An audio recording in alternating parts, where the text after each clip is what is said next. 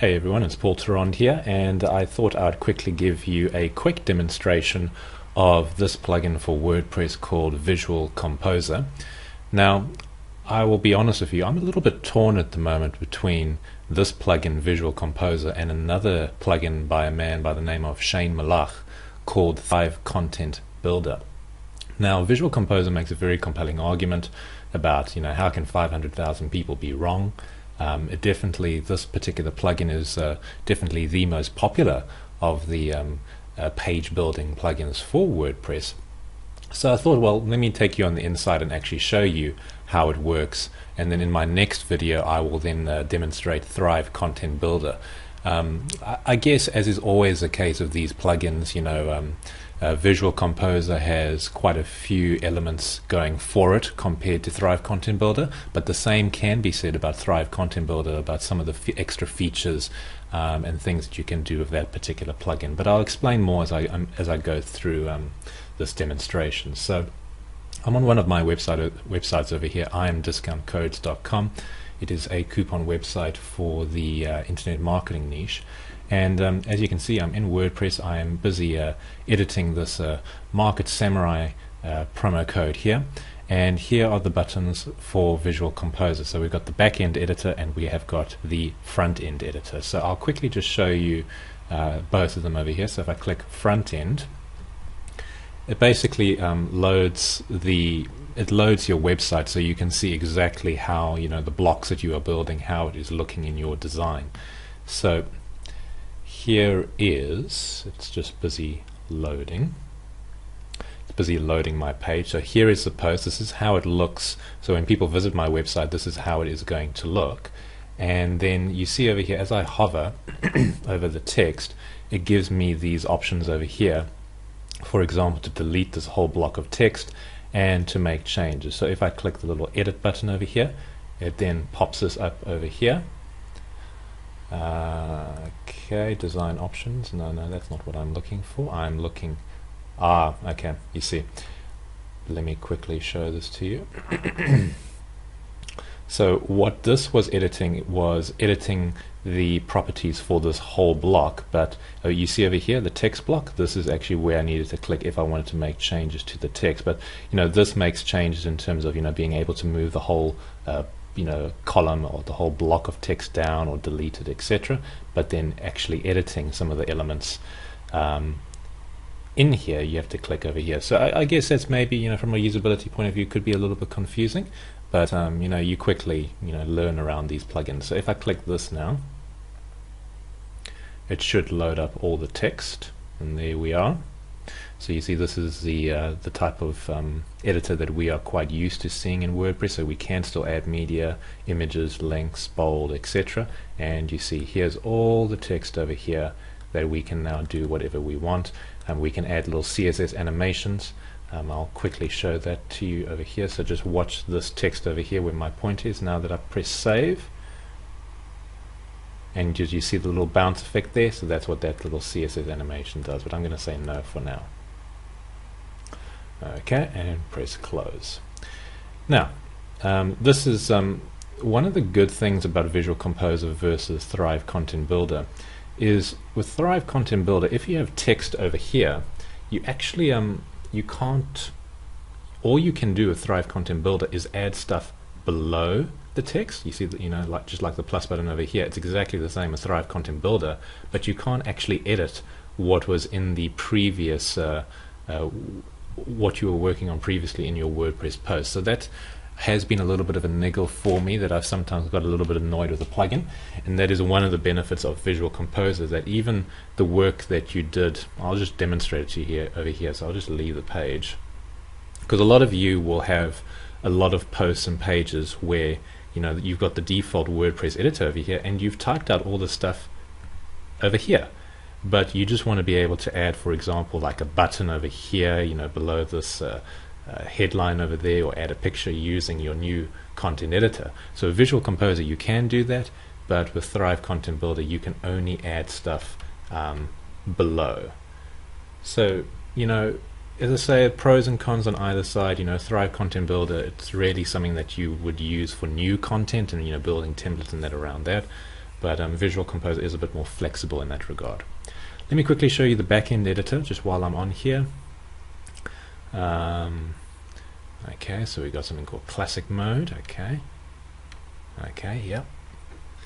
And to be quite honest with you, unless you've used this plugin before and you're very comfortable using the backend editor, I really wouldn't recommend it. But as you can see, this is now the backend editor, so we still in this section of WordPress we're not seeing live how our work is looking.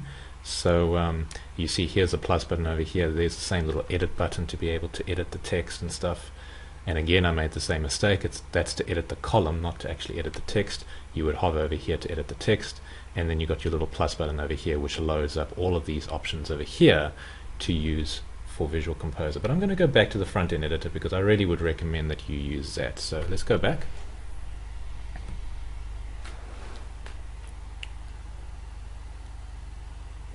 And let me show you how adding some elements to the page will now work. So for example, on this page, possibly what I'm thinking of doing is adding like a little bit of an information block at the top. So let me say what we'll do over here is I'm going to add an element. We're going to add a you see we've got all these options over here. Now I'm not going to bore you showing you me completely redoing this page. I'm just going to show you some of the key elements, and then I will continue to edit, and I will probably show you a screenshot of what it looks like once I'm all done with it so you can see. Okay, so what am I looking for over here? I'm kind of looking for like a notification type. We got little custom headings over there, which is quite nice. Message box. Let's put a little message box. Now we've got all these different styles, and you see we can immediately see over here what it's going to look like. So let's say we want a square outlined. Okay, can we press like preview or something? Okay, so it looks like you do actually have to press save changes to see what it's going to look like. So there's square outlined over there. Okay, but that's quite easy enough to do, just to press it like that. So for example, let's say now 3D. What does 3D look like? And there we are. Okay, very nice. And I'm sure we can change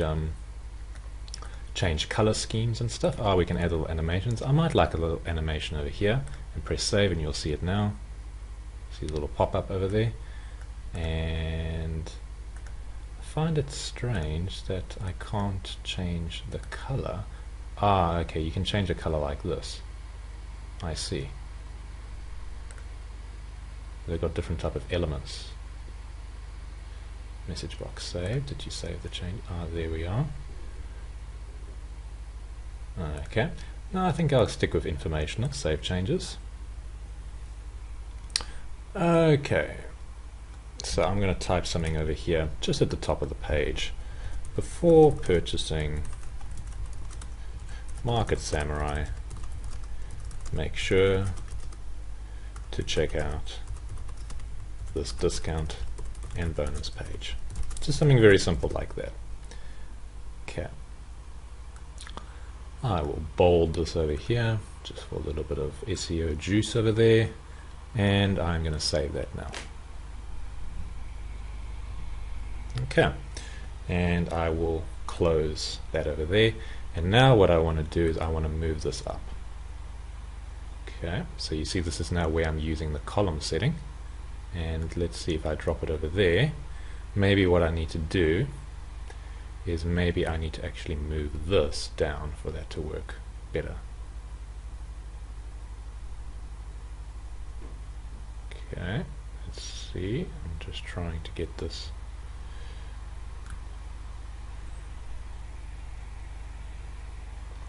Proving to be a little bit tricky to actually move this, but let's try again. Now clicking, there we are. So I had to click row. There we are, not column. Okay, so that's easy enough. So there we are. Now what I might do is maybe let's add a little custom heading. This uses Google Fonts. This is quite a nice little feature. And just save $84 on Market Samurai. Okay. And maybe we will center align it, make it an H2 tag line. Yeah, that's all fine. And then we can choose a nice little font. Kind of looking for maybe like a bit of an italic-y type font, but I might have to play with that. Ah, yeah, let's do that. There we are. Yeah, now that I look at that now, I don't know if I quite like that, but as I say, I'm not going to bore you with all the details of me editing this page completely, but it's just to give you a demonstration. So save $84 on Market Samurai. Okay, well then you've come to the right place. Yes, that is fine. Now, let's say, for example, I want to add a let's say I want to add a video. So plus video player, and then I guess it's going to ask me for a URL, video link, which is title. Okay, so if I say watch this demonstration, okay, and let's go quickly find a youtube.com. Okay, is this one of my videos? That's my channel. Yes. Okay, so let's say that we want to just as an example, we will just put this over here. Okay, and I'm going to copy this link.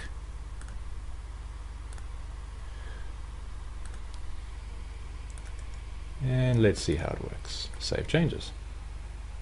Close. Okay, is it going to do it? Brilliant. There we are. Nice and easy. Okay, so I think what I'm going to do now is I'm going to gradually bring this demonstration to a close. I think you get a very good idea of how this works. I must say, as I said earlier, I am quite torn between this and Thrive Content Builder, and the reason for this is a big reason for it is because of this whole issue of not being able to move text in Thrive Content Builder, only being able to add to the bottom. That's a big issue for me, and you know, it would be a big issue for you, especially if you're wanting to edit hundreds of posts that you have done in the past using this new editor.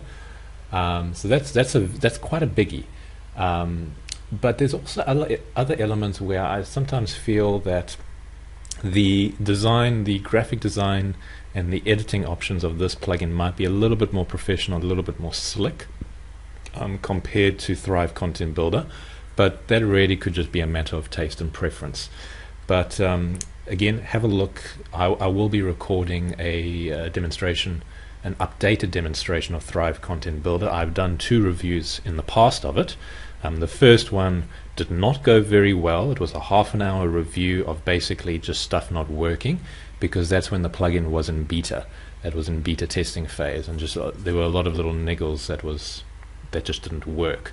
But you know, the year or the year and a half since I've recorded that video, there's been a lot of improvements, and you know, it definitely is a stable plugin now that can be used very effectively. So have a look for part 2 of this this review, and I will show you Thrive Content Builder. But in ending this review, let me maybe just add another block over here and just run you through the options. So we have a row option over here. We've got a text block, a horizontal separator, a separator with text, message box, which I demonstrated. You got your social media buttons over here.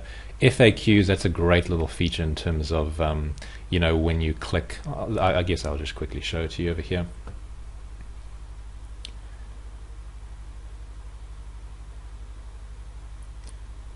Okay, toggle title, so let's say FAQ1, okay, and then it should, okay, I'm just going to go save changes.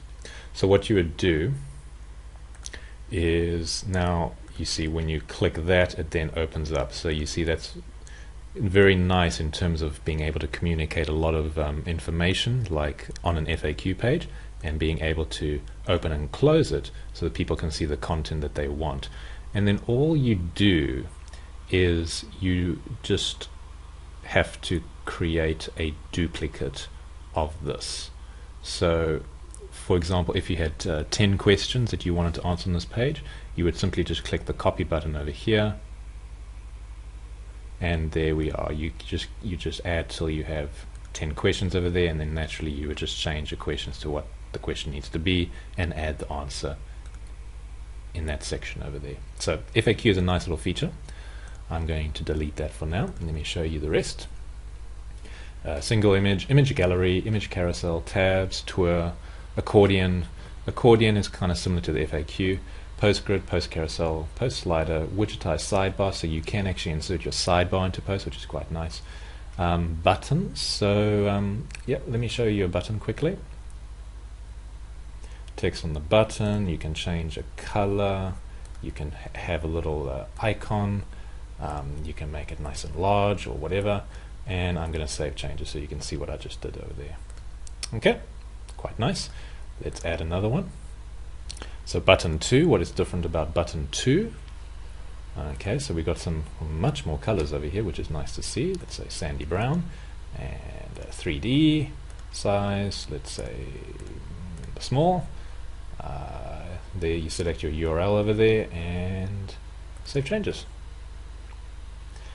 So yeah, I think with button 2 you just had a lot more color options, didn't you? That seemed to be the main difference. Call to actions, video player, Google Maps. That's very nice to be able to add a nice professional Google map. Raw HTML and raw JavaScript, which is always good to see. Flickr widget, progress bar. Yeah, the progress bar, that's nice for in terms of like you know, maybe demonstrating skills, you know, like you know, what your core focus is, you know, whether it's 100% SEO and 90% usability or whatever, you know, just showing information in the form of progress bar pie chart. That's quite nice. Custom heading, search form for your site. That's interesting. Okay, meta tags, recent comments. So again, all this, being able to edit this and put this in a page or post is very handy at certain stages. Okay, what shall I demonstrate? Shall I demonstrate the call to? Let's have a look at these call to actions, because that's another important element. Okay, target, same window, color. We don't like gray, do we? We want to change it to something else. Icon, so the same icons over here. Let's do a little heart icon. Regular size, make it large. Button position, align. Right, that's fine, I guess. And save changes. What is this going to look like?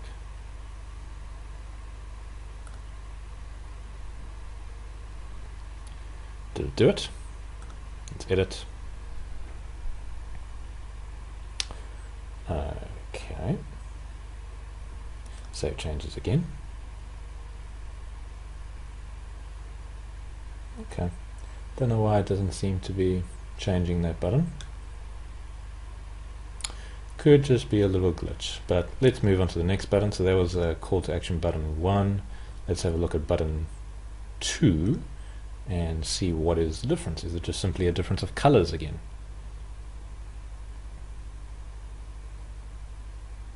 Okay, elemental width. Okay, so a few different options over here. Heading second line, that's interesting. So test heading. Okay, I'm going to type that in over there. Rounded, so we got these options again. So let's say square outlined. Custom background color. So yes, we have a lot more edit options in terms of color. So let's do that. Okay, URL, text on the button. Okay.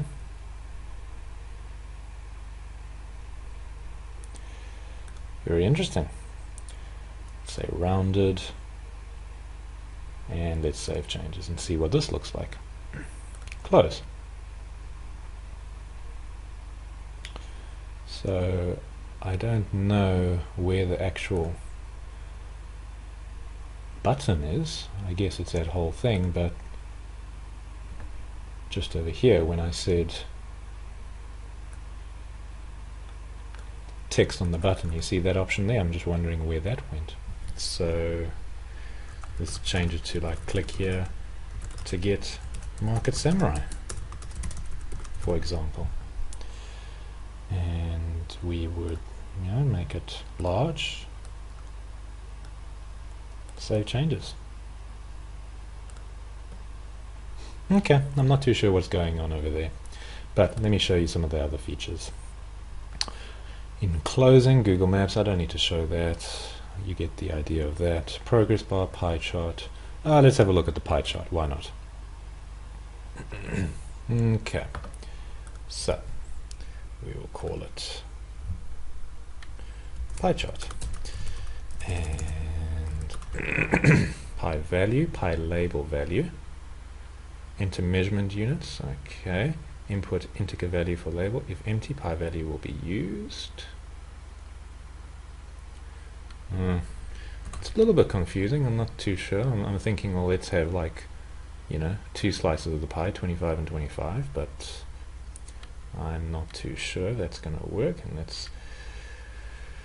let's use their example of units, say px, and make it a green bar color, and save changes. So I don't quite know what this is going to look like. I don't know if I quite did that correctly, but yeah, there we are. I guess that works.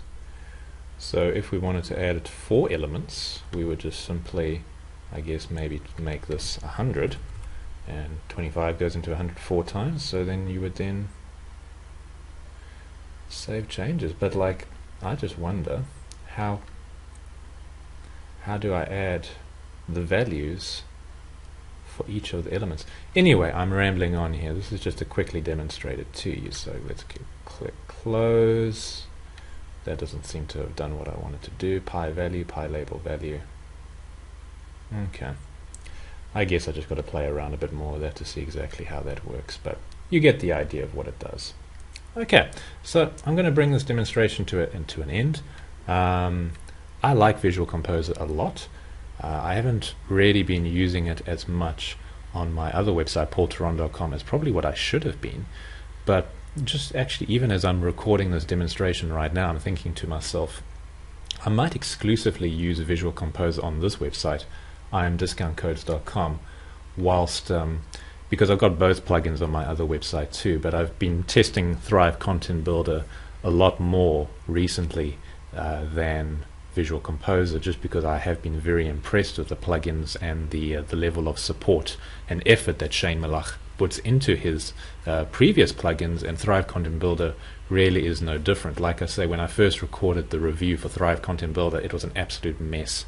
It was in beta testing and it needed a lot more work, but in that time he has really put a lot of man hours, a lot of development hours into it, which is why I have been using it primarily on certain posts on my paultherond.com website.